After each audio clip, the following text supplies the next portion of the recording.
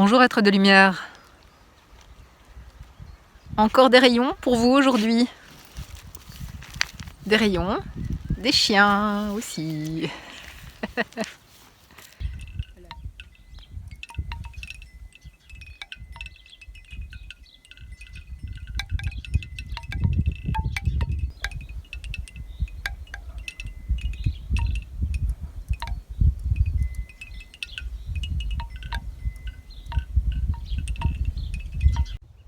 La pulmonaire soigne les voies respiratoires supérieures, la bronchite chronique, en particulier chez les personnes âgées. C'est également une plante expectorante comme la prime vert. Ses feuilles ont la réputation de ressembler à des poumons, en particulier avec leurs petites taches blanches. Cet usage de la pulmonaire pour les maladies des bronches et des poumons vient de la théorie des signatures au Moyen-Âge, selon laquelle les plantes avaient des ressemblances physiques avec les organes qu'elles étaient supposées traiter. La tisane de pulmonaire est utilisée en cas de refroidissement. Elle renforce également la solidité du tissu pulmonaire. Les quantités sont 1 cuillère à soupe pour une tasse de tisane.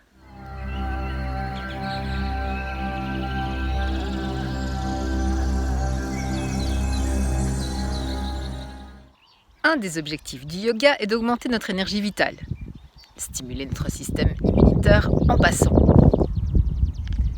Seulement, ce n'est possible que lorsque nos chakras sont correctement équilibrés.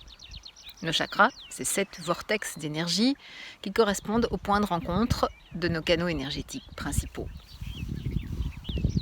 Le premier chakra est Muladhara, également appelé le chakra racine de couleur rouge, lié aux peurs, aux pulsions, à l'instinct de survie. Le chakra racine situé à la base de la colonne vertébrale, c'est l'énergie de la terre à laquelle nous sommes reliés. Ce chakra peut être déséquilibré dans toute une série de circonstances.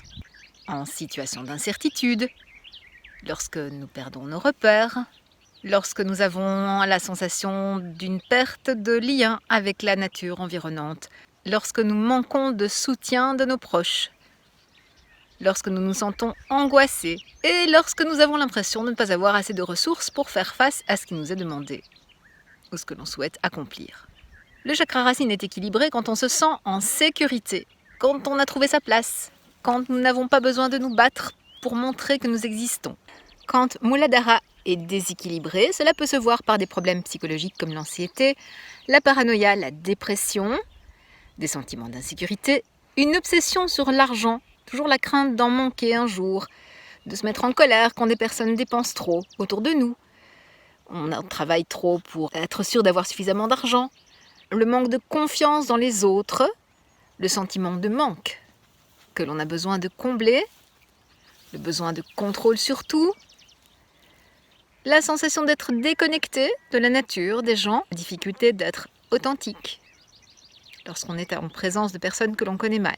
Des désordres alimentaires, la boulimie, l'anorexie sont caractéristiques d'un Muladhara déséquilibré, des problèmes de circulation aux jambes et aux pieds, une tendance à prendre du poids dans la partie basse du corps, une tendance à être agressif, à se mettre en colère, avoir du mal à prendre du temps pour se reposer et souffrir de digestion, des problèmes d'intestin, de côlon.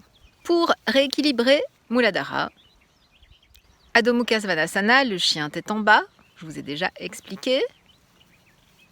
Garudasana, la posture de l'aigle.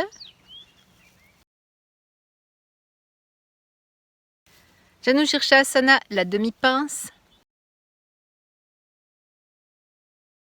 Paschimottanasana.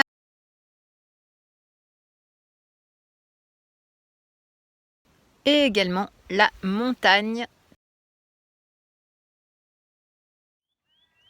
Voici la différence entre Tadasana et Adho Mukha Svanasana, la différence entre la montagne et le chien tête en bas. Pour la montagne, les pieds se touchent, les talons décollent du sol. Pour le chien tête en bas, les pieds sont distants d'une vingtaine de centimètres, les talons sont étirés vers le sol et nous tirons le buste vers l'intérieur.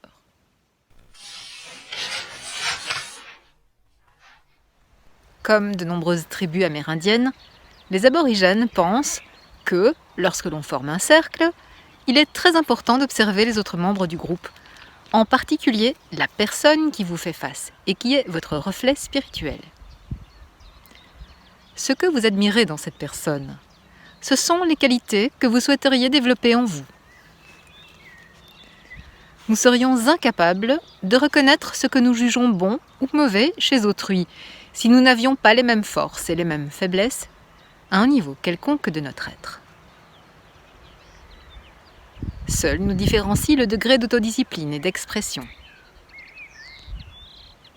Les aborigènes croient qu'une personne ne peut vraiment changer que si elle le décide elle-même, mais qu'elle a la capacité de modifier sa personnalité si elle le veut. Il n'y a pas de limite à ce que l'on peut acquérir ou abandonner. Le vrai peuple croit aussi que nous ne pouvons exercer de véritable influence que par notre comportement et nos actes, et c'est pourquoi les membres de la tribu s'efforcent chaque jour de devenir meilleurs. Le vrai peuple ne pense pas que la voix est faite pour parler. Pour cela, nous avons notre centre, cœur ou notre tête. Si la voix sert à la parole, on a tendance à se livrer à des petits échanges verbaux inutiles et moins spirituels. La voix est faite pour chanter, pour célébrer et pour guérir. Tout le monde a de nombreux talents, tout le monde peut chanter. Si je n'honore pas ce don parce que je ne crois pas le posséder, cela ne diminue pas le chanteur en moi. Plus tard, au cours du voyage, quand les membres du groupe travaillèrent avec moi pour développer mes capacités de communication mentale, j'appris que tant que j'aurais quelque chose à cacher dans le cœur ou dans la tête, je n'arriverais à rien. Il me fallait être en paix avec toute chose. Je devais apprendre à pardonner, à ne pas juger, mais à tirer une leçon du passé. Le vrai peuple m'a montré qu'il est d'une importance capitale d'accepter, d'être sincère et de s'aimer soi-même afin de pouvoir traiter autrui de la même façon. D'ici la joie d'être à nouveau en contact avec vous, je vous souhaite une explosion de chants d'oiseaux dans les oreilles et dans le cœur. D'ici la fois prochaine.